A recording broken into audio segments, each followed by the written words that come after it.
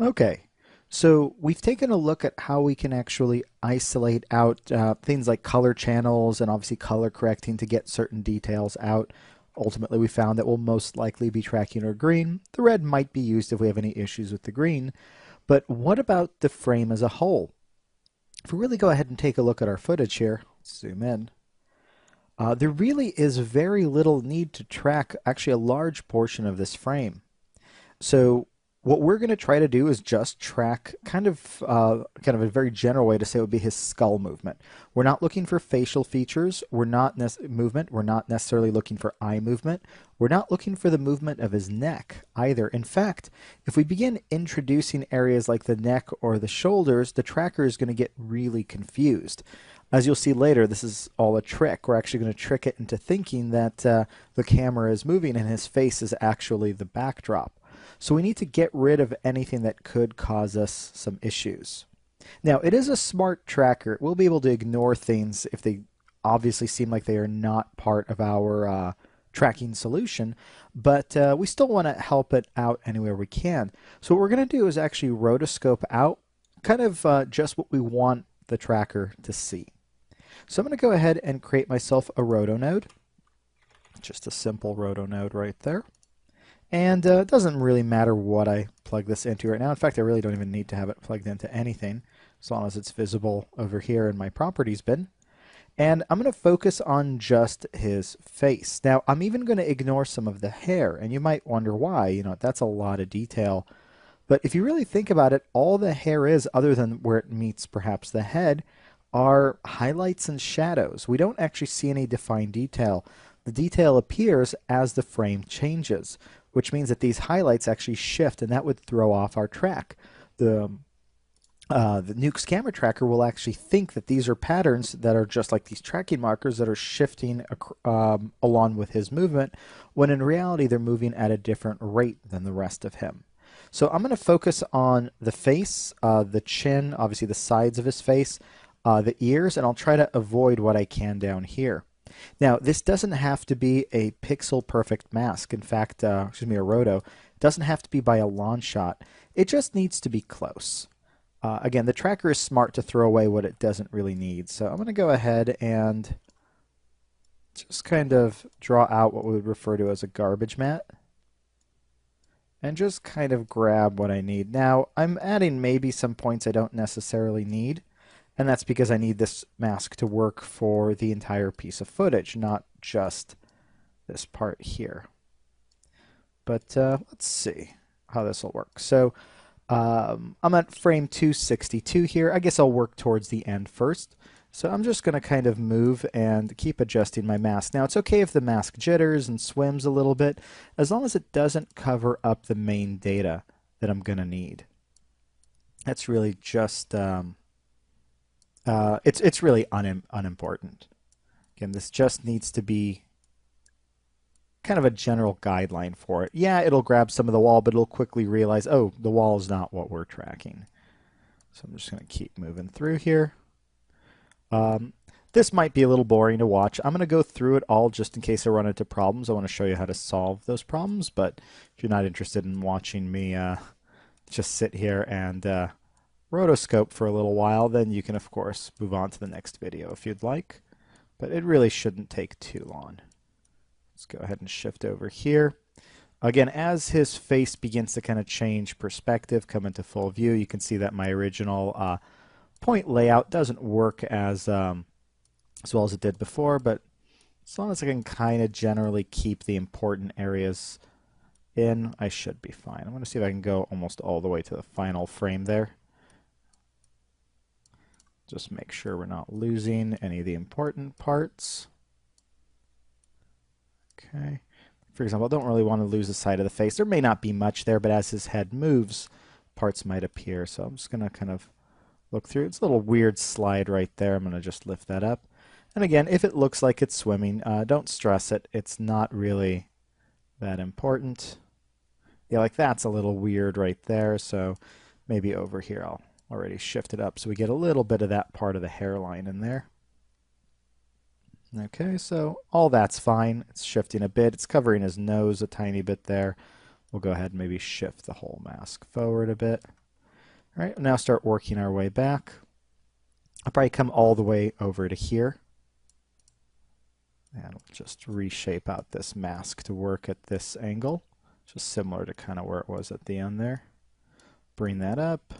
It's going to look kind of messy and funny, and that's fine. It really doesn't matter. And the reason I keep saying that is, number one, I want to talk to you about something while I'm sitting here and doing this, so it's not completely boring. And number two, this is something I see a lot of students actually kind of obsess over a little bit, trying to get that roto so perfect, and I've really found it makes so little difference. And as we discuss how the tracker works, you'll understand why. But let's see. Looking good so far. We might be touching a bit close right there, so maybe I'll shift the whole roto forward just a little bit. All right, let's kind of continue going this way. I'll kind of go until he's got his head roughly to the side over here. Again, kind of get those big overall motions. Just kind of like almost keyframing for animation. Now, this might be a good time to kind of comment on if you've not really rotoscoped before, if you've actually not worked much in Nuke before, this probably isn't the course to start with. There are some great introductory courses on Nuke at Pluralsight. In fact, there's tons of them to choose from.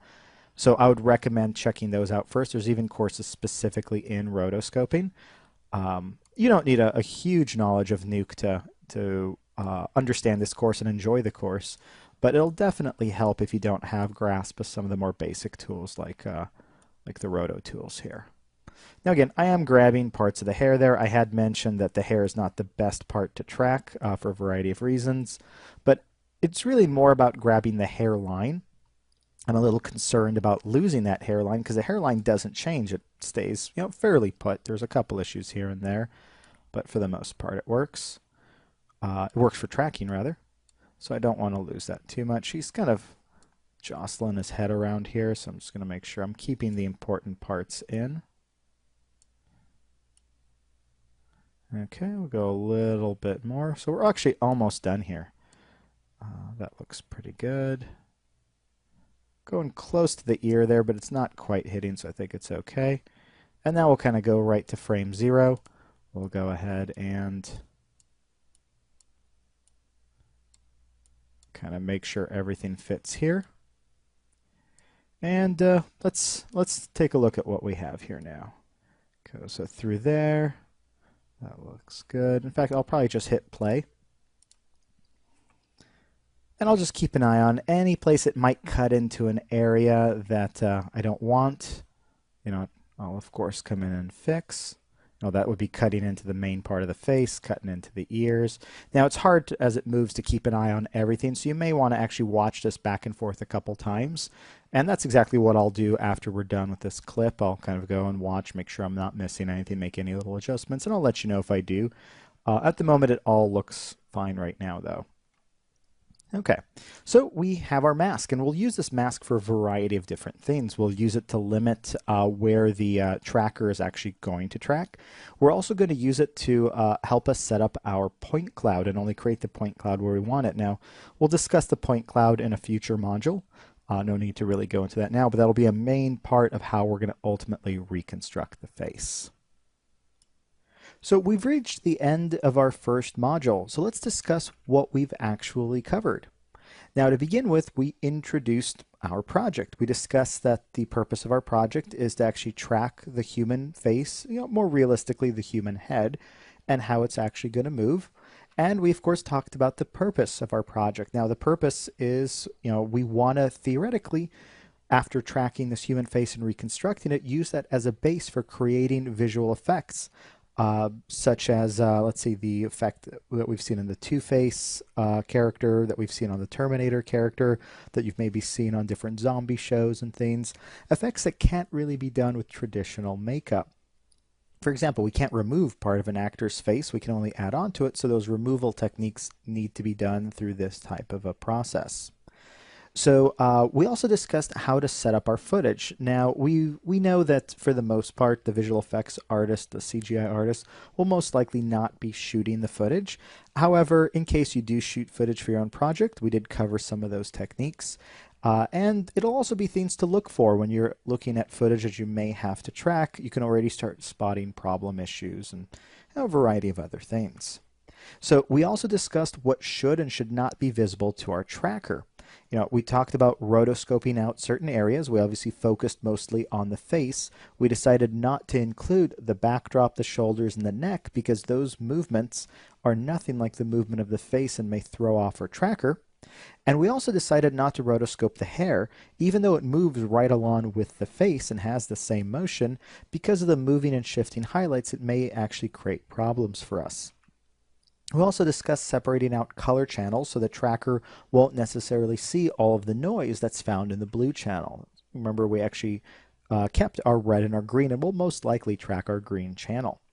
So we also used the degrain node to remove, it was the degrain simple node, to remove some of the excess noise. It doesn't clean up everything, but it'll just give our footage a little bit more smoothness and clarity for the tracker. And finally, we discussed just some general color correction to improve things such as contrast, color, the brightness, the gain, just so that we can see all of those details as clearly as possible so that the tracker can pick them up. So that's the end of this module, and I look forward to working with you guys in the next module.